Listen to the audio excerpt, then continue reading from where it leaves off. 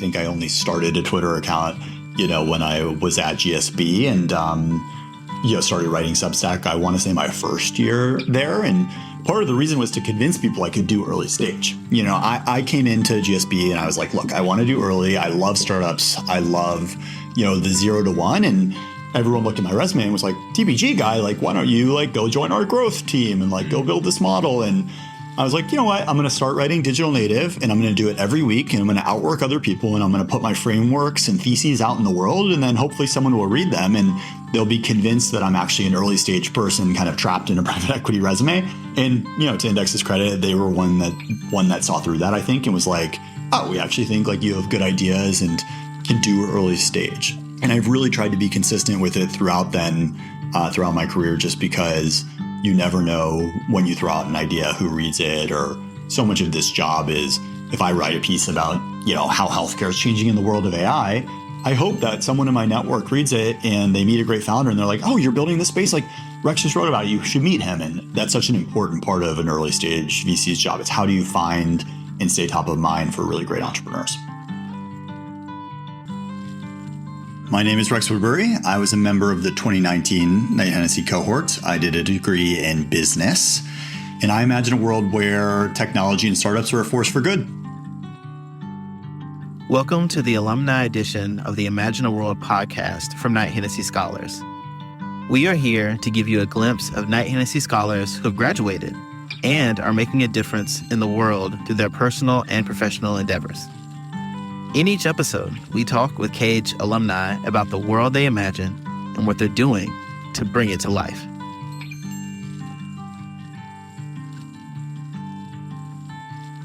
Today, we'll hear from Rex Woodbury, a member of the 2019 cohort from Tucson, Arizona. In this episode, Rex shares his experience building a career in finance, leaping into leading a venture fund, offers an anthropological take on venture capital, and so much more. Hello, everybody, and welcome back again to another edition of Imagine a World, the alumni edition, the best edition. You hear it every time. It is true. It is true. This is the best edition. I am thrilled to be here with a dear friend who I haven't seen in a very long time. We were catching up off air, but I am just geeked to have him here. Rex Woodbury, thank you so much for joining us on the podcast. Thanks for having me, Eli. Great. Do you want to introduce yourself for the audience? Sure. My name is Rex Woodbury. I was a member of the 2019 Knight-Hennessy cohort. I did a degree in business, and I imagine a world where technology and startups are a force for good. Great. Love that. Simple. Punchy. Punchy. There it is. I think it's informative for folks to know a little bit about your journey, kind of everything that brought you up until the day that you wound up at Denning House on campus at Stanford.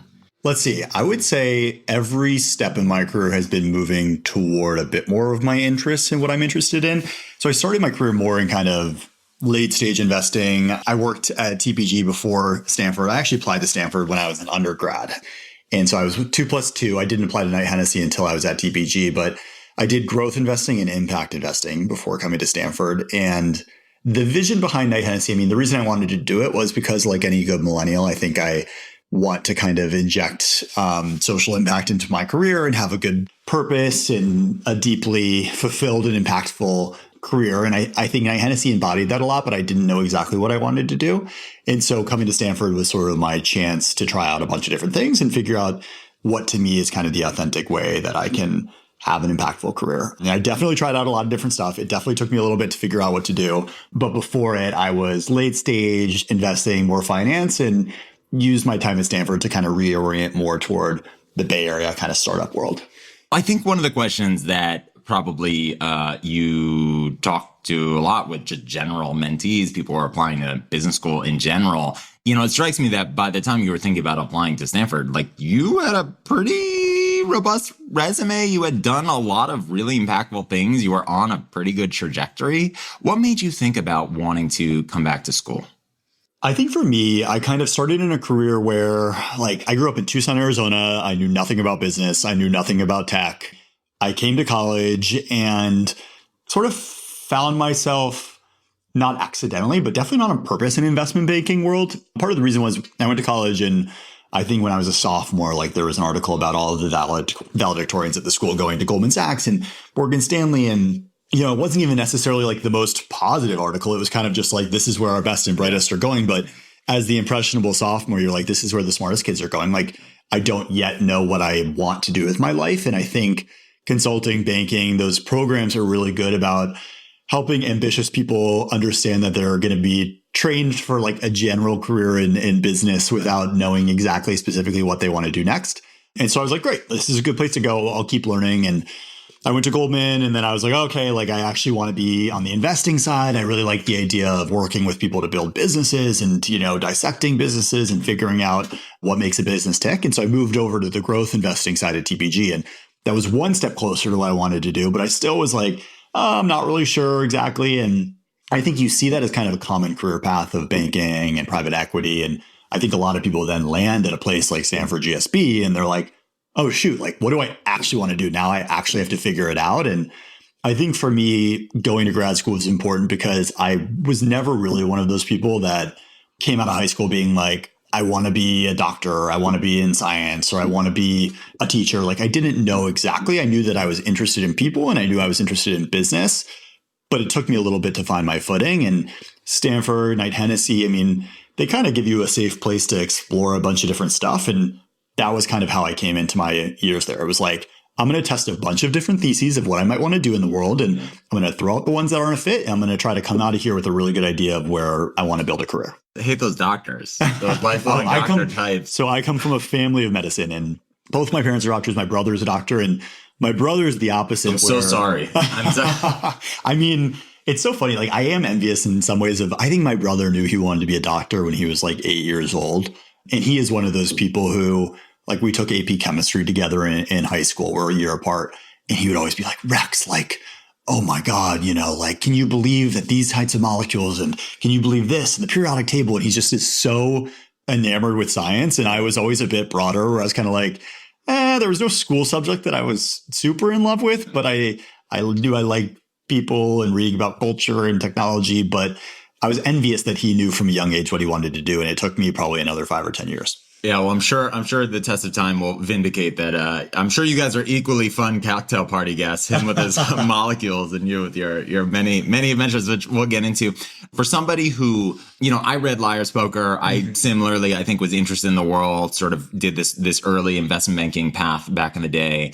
I think a lot of people don't actually know what that entails, and nor do they really understand what the day in, day out of, a role like growth investing at TPG would entail. Can you say a little bit about that, just again, to lay the foundation for where your mind was at as you were entering your experience at Stanford? I think a place like Goldman, I mean, really what it does is I think it teaches you how to be a professional. Like sometimes I'm like, wow, I feel like I learned how to write a good email and handle a good meeting and all of the kind of intangible things. And I think that's true of consulting and banking. And I don't think you need to stay in those jobs for long to get it. I think a lot of people can be successful doing a year of training in banking and consulting and then moving on to something that they really want to do. It was definitely good to cut my teeth. It was a lot of financial modeling. It's a lot of analysis. I mean, it was a good skill set to build. The growth investing side, I mean, it is kind of similar skill set to investment banking, but I would say much more rigorous, because what you're really trying to do is you're looking at, for me, it was a later stage business. So in growth or private equity, I mean, it's really a mature business, and can you dissect it to its component parts? And can you understand, at TPG, we would call it the what really matters questions. I mean, in every business, there are probably 2 or 3 things that really dictate the success of that business. And, it could be the market size. It could be the timing of the product. It could be, competition. But I think really understanding how to take a business and build it down into a few things that matter. That was the skill I took away. And it's a good foundation for anything you want to do in business. So the goal there was like really just train to understand businesses and what make them tick. Yeah, it sounds like a very particular kind of critical thinking.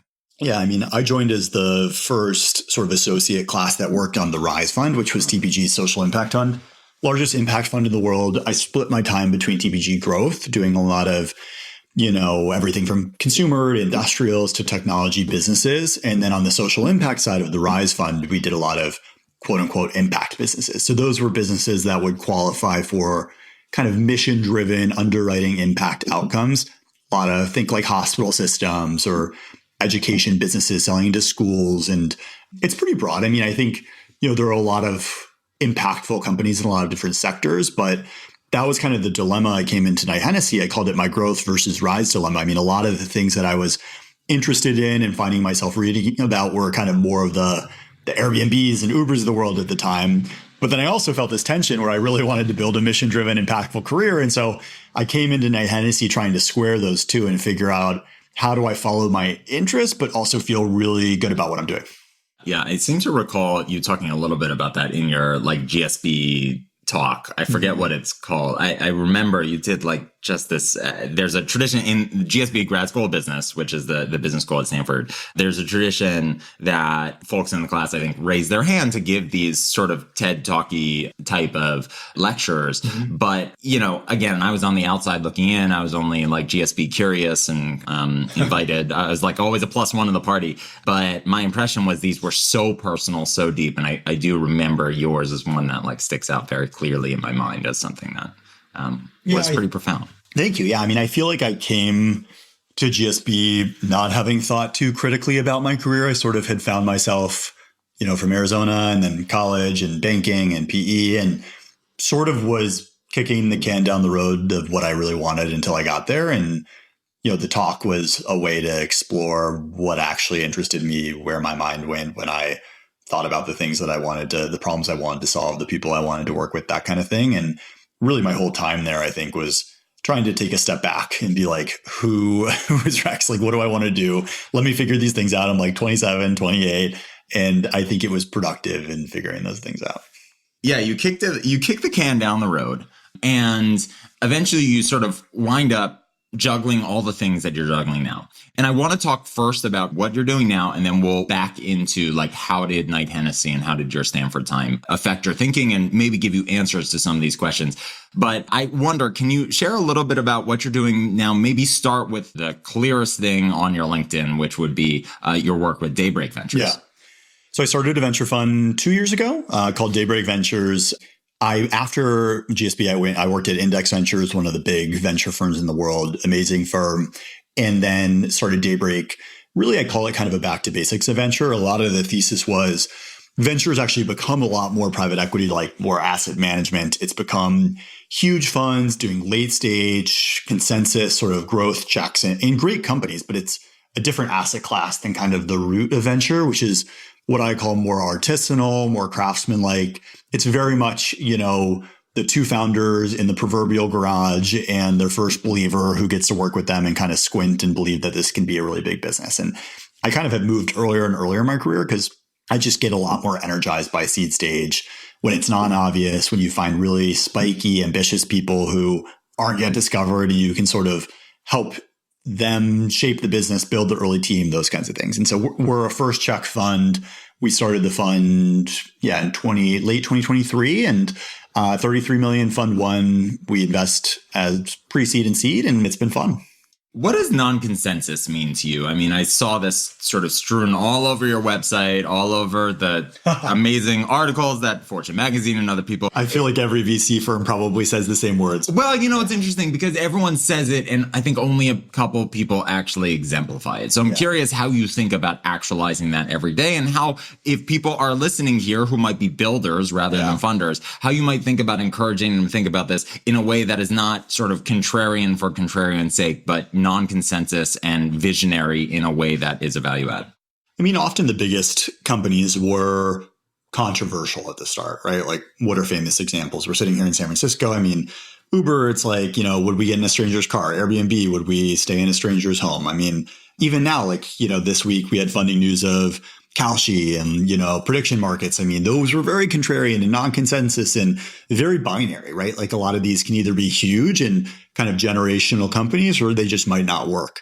And I think those are the kinds of companies that really change culture, change how people live, change how people work. I think non-consensus, unfortunately, has become challenging because a lot of the incentive structures in venture are sort of almost like playing a game of hot potato. We invest in the company so that we can pass it off to someone else and they'll mark us up and I'll get promoted. And I think that's what happens when an asset class institutionalizes. It becomes much more of an echo chamber. And I think true original thought is rare. And I think that's what's nice about pre-seed seed. You can find people who have really out there views, and, they might sound crazy today, but hopefully if we squint, that's where the world is in 2030 or 2040. And that's our job. It strikes me that in some of the things that I've read about, you talking about this work, you've also talked about that this is kind of its own social anthropology, especially if you're funding, I think it said somewhere in the materials, before the first line of code is ever written. Mm-hmm. How do you think about getting behind people with big ideas rather than big ideas with people attached to them?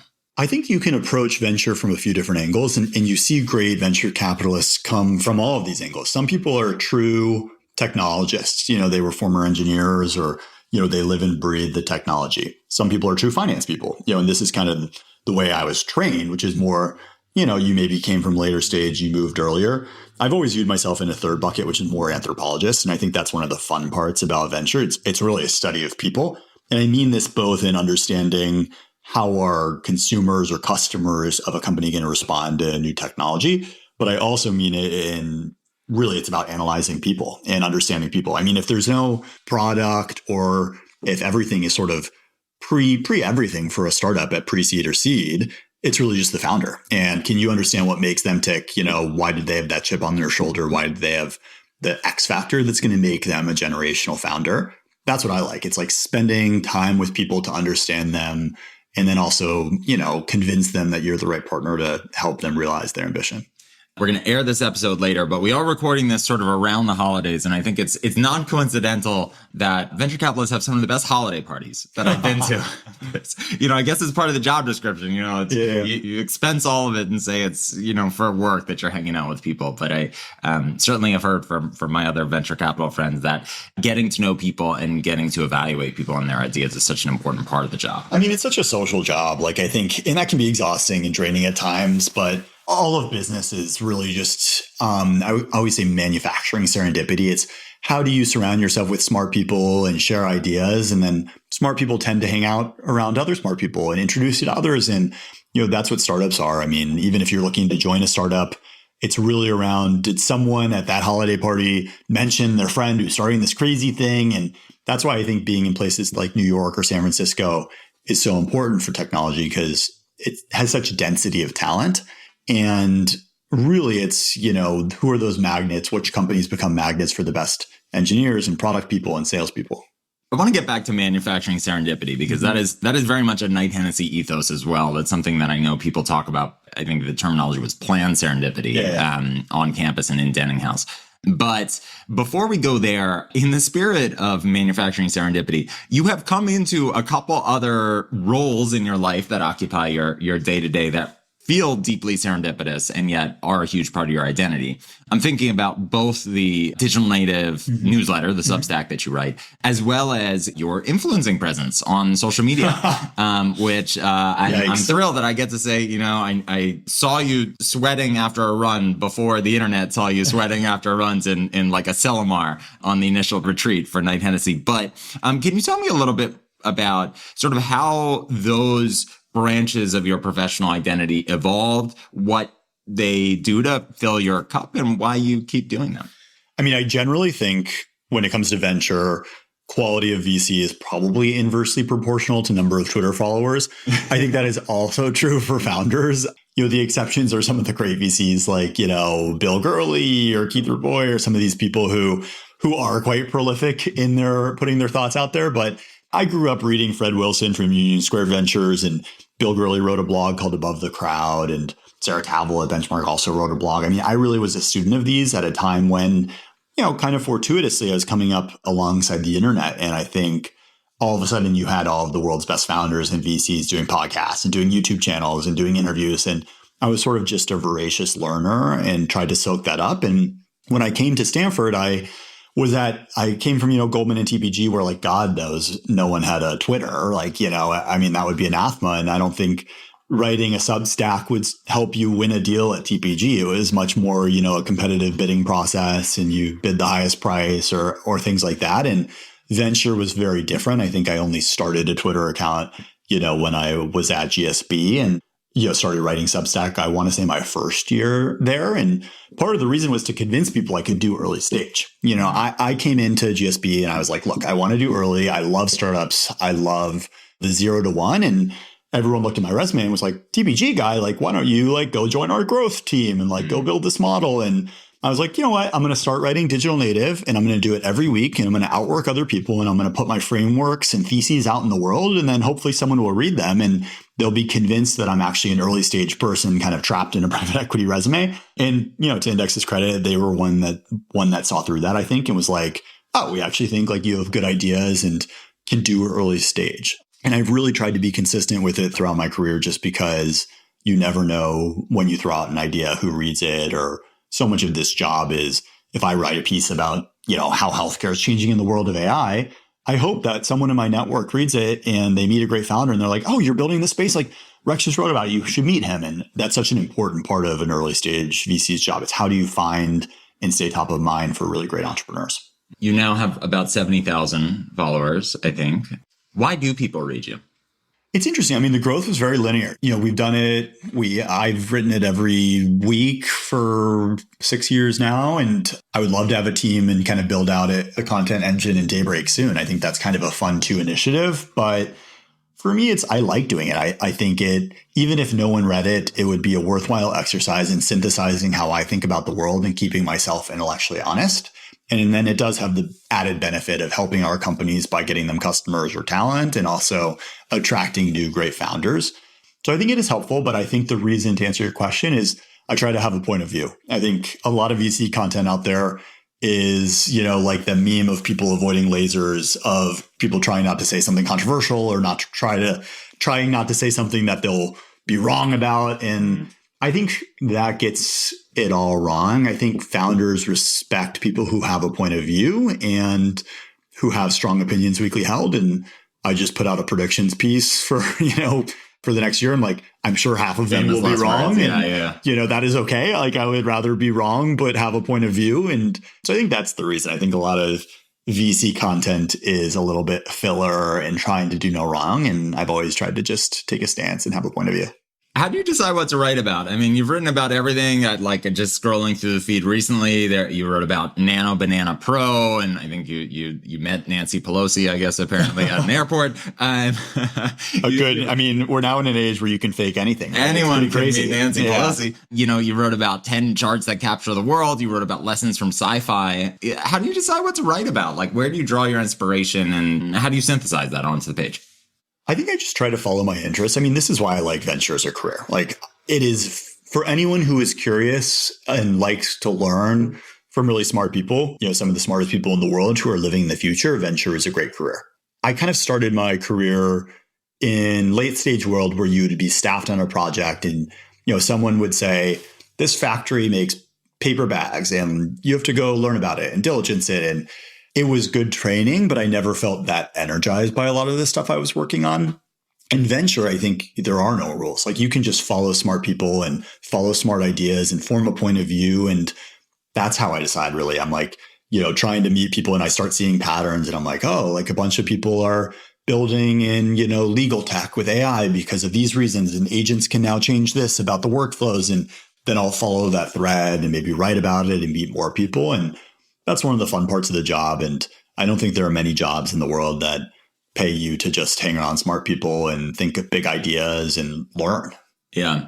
Yeah. And, in the spirit of like predicting the future, you wrote in this newsletter on sci-fi, you wrote, clearly sci-fi has done a good job predicting modern day. We shouldn't be surprised by this. There's a recurring theme. We can learn a lot from fiction about what the future might look like.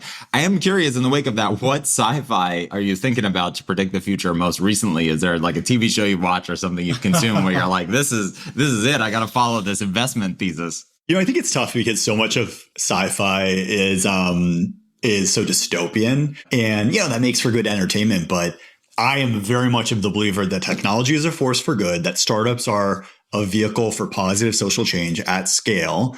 And so obviously I'm a techno optimist. I think you have to be in venture. I wish we had more kind of world positive sci-fi out there. If I ever have a second career as a film producer, I'll try to do maybe like a Black Mirror equivalent that is more techno optimist. I think with Black Mirror, we look at like San Junipero as like the only positive episode that comes out of, 4 or 5 seasons there. So to answer your question, I love Black Mirror. I think there are actually quite a few startups that have been predicted through Black Mirror, including in the AI world. A related one that is lesser known is a show called Pantheon, which I think is very good. It's an animated show. It's on Netflix. It is dystopian, shocker, but basically the premise is a girl's dad passes away, but before he passes away, he actually has his brain scanned by a big tech corporation that creates sort of a digital clone of him, an AI clone that lives in the cloud. And so she's able to still converse with him. Now, of course, these nefarious corporate titans start, abusing his, intellect and using him for bad things. And other people are abusing this technology. A hedge fund, for instance, clones top trader before she passes away and then basically has her for eternity, making trades that are very profitable for the hedge fund's behalf. So it kind of becomes this interesting, like, is that slavery? Is that entrapment? Like, there are a lot of interesting social and ethical issues that stem from it. Yeah. But we also have started to see, some AI companies do this, right? Where it's like, I have AIs that can learn about me and get to know me. And then you as Eli can chat with Rex's, Delphi as an example of a company in this space. And so I think there are obviously dystopian elements and we need good policy guardrails and we need to put the right kind of things in place to make sure these are done in the right way. But I think shows like Pantheon actually do give you a glimpse of pretty cool technologies that are now possible. Yeah, it's all fun and good and it's all techno-optimism until you accidentally clone Larry David or my Jewish mother and you just get nagged for eternity. Then you're in trouble. Oh God, let's you know what? Let's go back to mortality. Mortality was really good. It's so funny because it has been interesting to watch this pessimism and skepticism and distrust of tech pervade America. It makes me sad. I mean, our lives are so much better because of technology. I think what that gets at, it's still this kind of same vein of the rise in socialism and sort of anti-capitalist sentiment, which I think is misplaced. Even Elizabeth Warren always says, I'm a capitalist to my bones. What people are not liking is tech with no guardrails or capitalism, without good policy to rein it in. And so I do think AI is an amazing technology. I think our lives are going to get a lot better, but we also probably need some good policies and regulations in place. Yeah, we can have a whole conversation about this in healthcare. I know there's a lot of, even recently, Center for Medicare and Medicaid Innovation came out with some new guidelines to try to promote use of AI in healthcare. And there's so much NIMBYism that's keeping costs high and making sure people, unfortunately, can't get the care they need that they potentially could through AI. But anyway, conversation for another day. Last thing I want to touch on is influencing. This is something that I think it's interesting. A lot of people plan this. This is a very in vogue thing, especially among undergrads at Stanford's campus that I talk to. You have over 200,000 followers on Instagram, at least. I guess the question is, where does that fit? And again, what do you try to say there between the dog pictures and the Joshua Tree pictures? And why does that occupy some of your very scarce time? It's interesting. I mean, I don't post very much on Instagram anymore. I think the reason that I have a lot of followers there, and I don't know, not something I'm super proud of. Again, I'm going back to VCs being inversely proportional to number of Twitter followers. I do think generally quality of human probably inversely proportional to number of Instagram followers. Mm-hmm. I think that is generally true. And some of my, best friends are Insta-lists and probably happier. I think for me, it was in my 20s, I was in sort of a public gay relationship and there weren't that many kind of very openly gay couples on Instagram. This is probably 2015, 2016, 2017. And we were posting more and I think people liked seeing themselves in another couple and sort of we just stumbled into it, I would say, and then tried to do some activism around it and some LGBTQ mentoring organizations and things like that. I would say when I came to GSB is when I tried to make a conscious pivot away from an Instagram to more Twitter and Substack, where I think you're rewarded more for your ideas. And those kinds of networks are ones where I'm I would rather have a really long form blog post that changes a lot of people's perspective on something versus a popular photo. So that was kind of one evolution for me and my relationship with different platforms. And, now I think I view Instagram as a utility. It is very much Instagram DMs have replaced a lot of texting with a lot of my friends, and we have group chats and we share reels. And I think it is so ingrained in our lives that it's hard to displace. But I would rather put my conscious efforts into more intellectual, kind of like deep thinking, career-oriented stuff. Where did Knight-Hennessy fit into all of this? How, if at all, is any of what you're doing influenced by what you learn, intentionally or unintentionally, during your time on campus? I feel like for me, I treated my time, I think, pretty intentionally, which I think is what people should do with grad school around.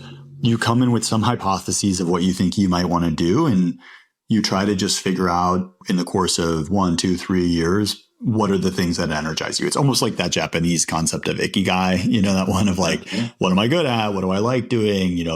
What can I do well at?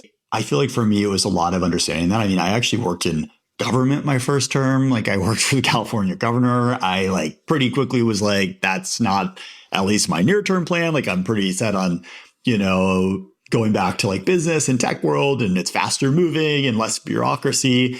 So I sort of threw out a lot of different things that were hypotheses, and then I realized were a little misguided. You're just mad because he didn't invite you to the French Laundry with him during Exactly. COVID. Yeah. I mean, I think it was literally right before that. And this was like during primaries of like Pete Buttigieg was rising up. And I was like, oh, like, being a mayor or a governor, like that sounds impactful. And then, I think I became a bit jaded and realized you can actually have a lot more impact through business world and tech world, I think. So a lot of it for me was just reorienting what I think of as social impact. Like Stanford in general is big on social innovation. Knight-Hennessy, of course, the whole program is built around this idea of empowering leaders to sort of change the world for the better. For me, I think it was really changing my understanding of what is impact. It's not just sort of the Rise Fund definition of investing in a hospital system or an education business. I would argue a lot of the biggest technology companies are deeply impactful. Even like a YouTube, that's probably the biggest ed tech business in the world, right? Or Shopify. I mean, we don't think of that as impactful, or Etsy, but they underpin millions of small businesses. And that was kind of key to me of reframing, okay, these are the things I'm intellectually interested in, and these are the kinds of businesses that I'm fascinated by and the kinds of founders I want to study.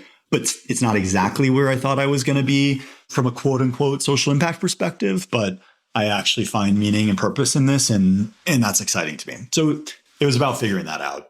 How did Knight-Hennessy help you figure that out? And where did it fit relative to GSB? I mean, I think we'll bring alumni on, and I think there are characteristically different Stanford experiences. The PhD or small master's program life, it's a very different kind of community that you have inherent to your degree program compared to any of the big professional degrees like the GSB. And certainly the GSB is notorious for having a very active and very beautiful community, probably the strongest amongst all the professional schools. Where did Knight-Hennessy fit both in your social life as well as how did the programming that was happening through the pedagogy in Denning House differ and perhaps support in a different way the questions you were trying to answer compared to the coursework and the hidden curriculum that you were going through at GSB? I think being able to talk to people in a lot of different disciplines gives you appreciation of how impact comes in different forms. And, even going back to my brother as an example, who's a doctor, I mean, he is someone who is so focused on depth of impact. He's like, Rex, if I help one patient, that's enough. And that's what kind of gives him energy and gets him excited every day. I was always a bit more probably indoctrinated into like the business tech lens of like impact at scale. Like, why don't, Carson, that's my brother, like you fix the broken healthcare system, AI, these things, and kind of realizing that both are meaningful. And when I was at Stanford, I got to interview Priscilla Chan from CZI. And I asked her the same question. I was like, how do you think about depth of impact and breadth of impact? And she Priscilla Chan, the physician who was married to Mark Zuckerberg, and they co-founded Chan Zuckerberg. Yep, exactly. And amazing philanthropist, still practicing, I believe, a couple of days a week in San Francisco General Hospital. I'm not sure if that's still true, but it was at the time. And she basically was like, Rex, you have to understand the depth to go broad. And her example was, if she wasn't working in San Francisco General Hospital, she wouldn't have realized that the most important reason that her patients weren't getting care is the BART wasn't running on time. And then she was like, oh, actually, through CZI, I have to fund like $1 billion transformation of BART to make sure it runs on time, because my patients are not going to take the BART to the hospital to get care if they think they're going to miss a shift of work. And that was kind of her example that really stuck with me of the depth then giving you the ability to go broad. And I think in conversations at Knight-Hennessy with people who were doctors and who were teachers and had started nonprofits, gave me such broader appreciation for how actually the structural issues can be solved in a broader scale. And that came through exposure to, I remember really cool talks. Obviously, Phil Knight came and spoke to us, and like learning from him and getting perspective of what it was like to be an entrepreneur and, building Nike and those kinds of things. And we had just an amazing kind of exposure to different speakers, and that just gave me more conviction in the path I was on. Yeah. Let's move into our sort of last segment here, our popcorn segment. I'm going to hit you with a couple questions, and we'll just do sort of Rorschach test here. I'll do my best. What was your favorite King Global Leadership Series speaker? You mentioned Phil Knight. Are there other folks who stand out to you in the speaker series that we got through Knight-Hennessy who shaped your? Oh man, putting me on the spot. I'm trying to think. This was 5-6 years ago now. Yeah, we're ancient. I don't think he was at King Global Leadership, but talking to Steve Denning stands out to me. I remember talking to him, and he had such a good perspective on, he'd come from the investing world and private equity and then moved into philanthropy. And I think that gave me good appreciation of moving from like private equity world to venture world. John Hennessy too. Also not officially in the King program, but I think being so available, and he is sort of the polymath who speaks education and technology and business and has done it all, and exposure to him every day. So those are probably the most memorable ones. I'll have to think during the rest of these popcorn questions of who else jumps to mind. What was your favorite Knight-Hennessy trip? It's a good question. Probably that first retreat. Where did we go? It was like up north in the Bay, or was it down south? Yeah, Silmar. That was fun because it was just the first quarter of school, and we were all together staying in those cabins, and there was good curriculum there. And I loved always, we had, the improv and the humor stuff to bond and learn to come into our own. So that one comes to mind. Yeah, totally. What was your favorite Denning House snack? I probably had a lot of protein bars. I'm a big sparkling water guy. I don't know. You clearly have an answer to this. What did you say? There's a wrong answer to this, which is the answer that Io Dada gave us, which was making a sandwich out of microwaved yogurt, raisins, and bread. Yeah, that's I have more answer. Wrong. That is, yeah. I totally seem to remember a lot of peanut butter filled pretzels. I believe I probably ate 10,000 calories a week in those. So that's, what they say about 10,000 hours. Exactly. You need the depth of peanut butter pretzel experience to invest in peanut butter pretzel companies. As you probably remember, there's a tradition that when you leave Knight-Hennessy, you leave a book in the Denning House Library. Do you remember what book you left? Or is there a book that, if you were to do it again, you would leave now?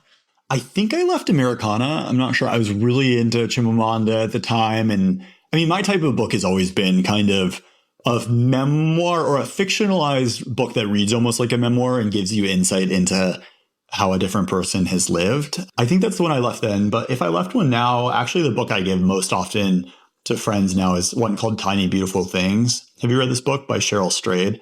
The book is basically, she wrote it under a pen name. So she's a relatively famous author now. She wrote this book called Wild, which Reese Witherspoon was in the movie of. But for many years, she wrote an anonymous blog online called Dear Sugar.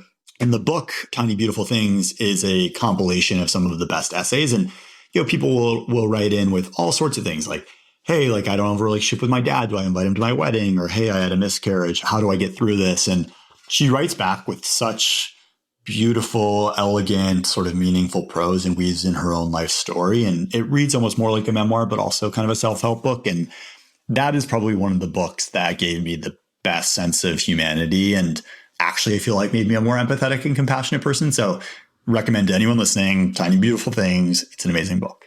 If you had to get stranded on a desert island with one scholar from our cohort or from a different cohort, who would it be and why? Oh, I have to go with Emily Savage. She's never a dull moment with Emily. She was great because she was in the business program with me, but she was also doing the dual degree with Harvard Kennedy, and now she works in healthcare. I just adore her. She's full of hot takes. She's full of opinions. I like opinionated people. And Emily's as opinionated as you get and just has the driest sense of humor out there. So that's my answer. Good to match that sense of humor with the amount of water on the island. She's definitely, lots of entertainment. I don't know. how useful she'll be in building catamarans. But anyway, we do love Emily. Last question for you. What advice would you have for prospective applicants and potential future scholars? I feel like it's such cliche, but I feel like everyone's trying to think about what do other people want to hear? What does a Knight-Hennessy Scholar look like? What should I try to look like?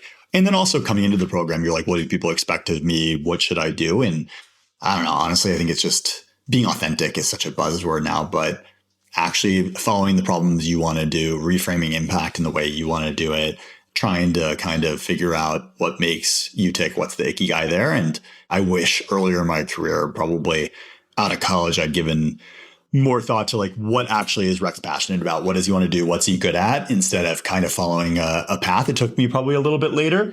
It all ended up working out. But I think the sooner you can actually look yourself in the mirror and be like, what do I want to do with my life? What's authentic to me? The better. This was a great conversation. Thanks for having me, Eli. Thanks so much for coming on. Thanks to our audience for tuning in. That's all she wrote. We'll see you next time.